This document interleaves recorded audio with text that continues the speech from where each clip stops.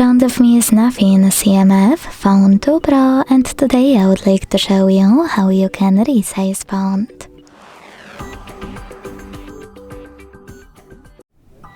Begin by opening Settings and scrolling down to click on Display. Then you need to scroll again to hit Font and Display Size. Operate this slider under font size to adjust it, and when you're ready, go back.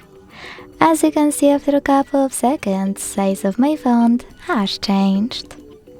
Thanks so much for watching. If you enjoyed this video, don't forget to leave a like, comment and subscribe. Bye!